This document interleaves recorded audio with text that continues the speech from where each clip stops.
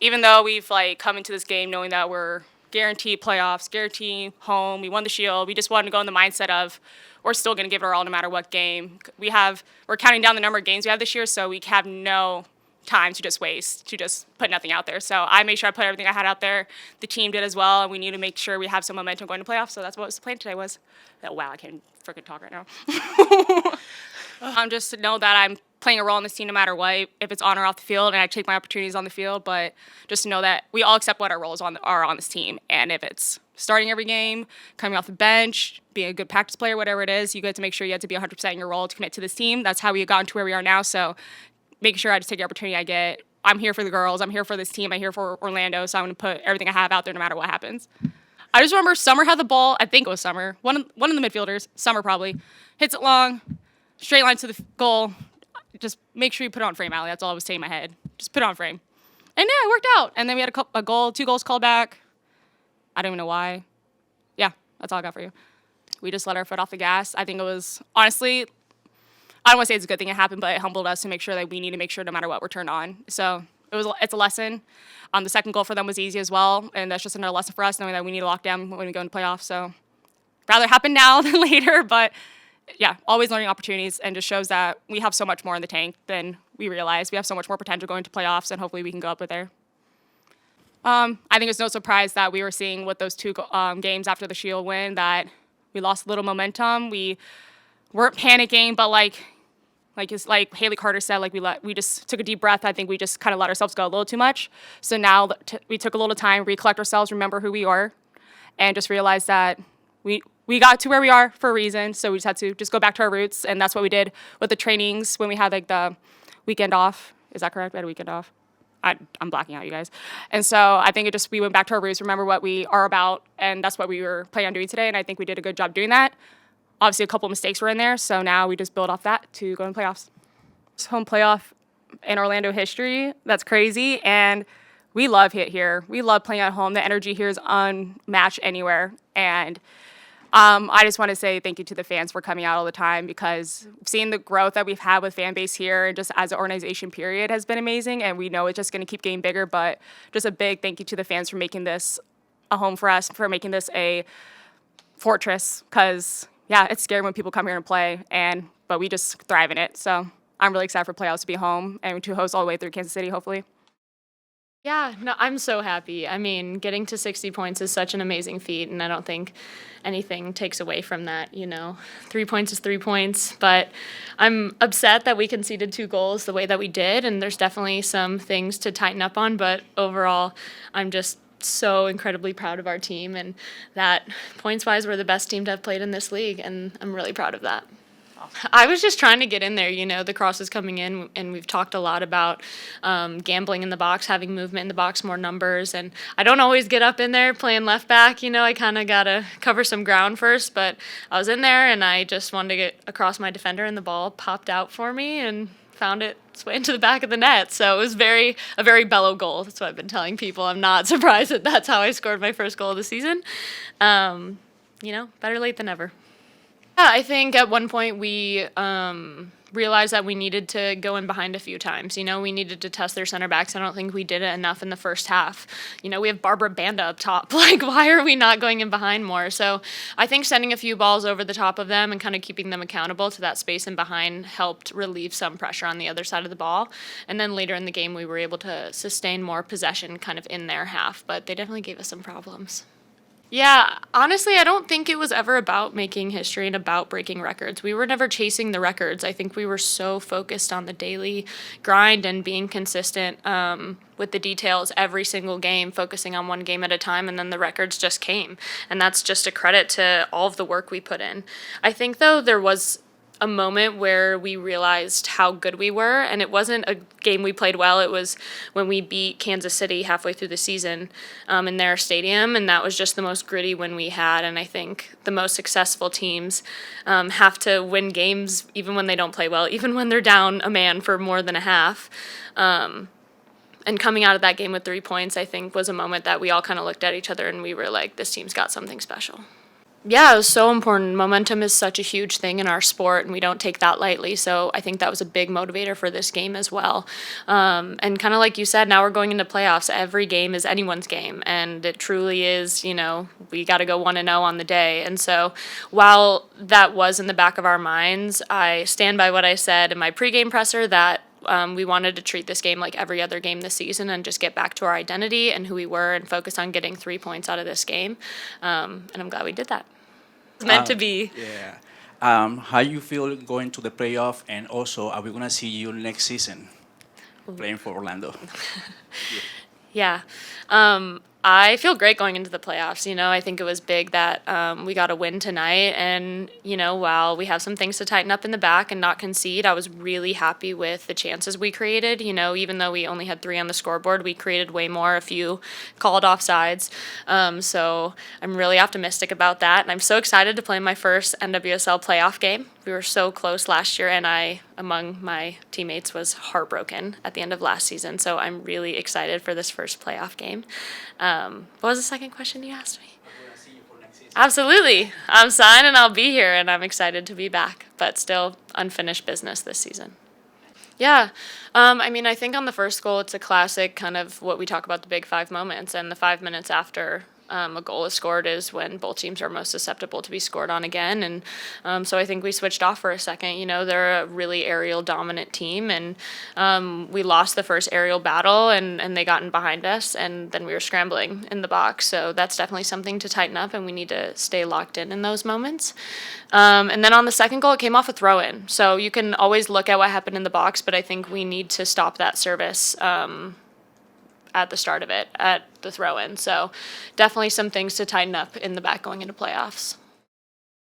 It was so important that we had a reaction after the last 2 games. Like you said there, it's an incredible season, not only to finish top of the table, but to set new records, 18 wins, 60 points.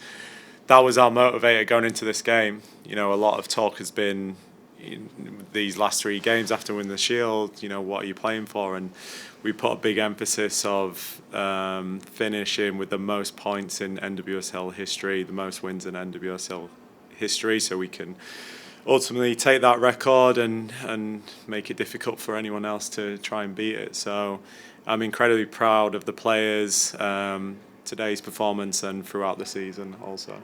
Awesome. Yeah, like you said, it gives us another outlet. Something you can't teach is the pace, with both Ali and Barbara. I thought Ali was phenomenal in that first half, caused a lot of problems. She was unfortunate with the goal that got disallowed for offside early on. I thought that really set a tone for the rest of the game. But with Ali and for any player, it's that consistency. Can you have that product on the field, make it difficult for defenders? And I thought when she got a start and she got the game today, she made it difficult for the fullback for Seattle, and she has to consistently do that for every game, because when she does play at that level, it's very difficult to stop her. Most vulnerable after you score, and so a level of concentration is so important. Being switched on, knowing that Seattle are going to do whatever they can to get themselves back into the game as quickly as possible. And it was a direct ball. We didn't deal with it. We didn't stop the cross. We allow a player to run in unopposed, and before you know it, the celebrations, the replays are going on, and you're back to 1-1. So we have to stop that. We can't allow teams to get back into the game. And also the second goal comes from a defensive throw-in that similar. We allow a ball to get into the box.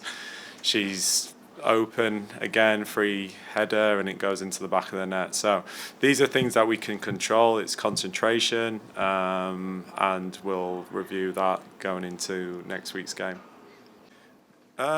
So we've spoken about this a couple of times. Against Portland, we controlled the game. We had a lot of passes, but didn't really get an end product. Similar to Gotham, we had a lot more passes than them. And I don't want to be a team that just has possession. I don't want us just to try and get 500 passes a game without scoring goals and getting end product. We had moments today, we scored 3 goals, which is always difficult in this league. But we need to have more threats. We need to threaten their line. We need to get their defenders facing their own goal. We got a lot of corner kicks as well. So can we, get goals from set pieces as well? But there was some moments where we unlocked them. I think Marty's goal was tremendous. Em plays a great ball through a line. She turns, she dribbles, and she gets a great shot at goal. So there has to be a purpose to all this possession, all these passes, be unpredictable as well, and not just show to feet. We have to have a threat in behind. And when we do that, we can be so threatening with obviously the pace that we have, bringing Adriana on as well with her pace, Ali Watt on the right, Barbara as the 9. That's dangerous speed up top with the likes of Marta, Summer, Hayley, Viv, Ange underneath, who are very good footballers in that midfield. So we have to be a little bit more unpredictable and try and play through different types of presses going forward.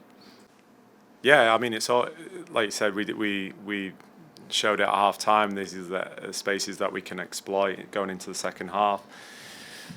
But with teams' presses, if they sit in a mid block, can you draw them out? Can you get the midfielders on the ball in those half spaces, central spaces, turning, facing forward, and still have a threat in behind? If a team wants a high pressers, then it might just be one direct ball in behind, like you saw with Ali Watt's first goal. So it's, again, playing what you see, playing what the opponent's giving you, and making those decisions in that moment. Yeah, I think we probably won't soak it all in until the end of this year.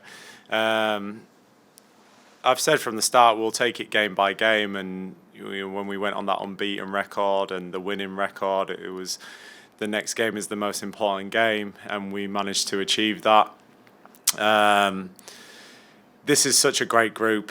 We're very much aligned in all the goals that we've set out to do.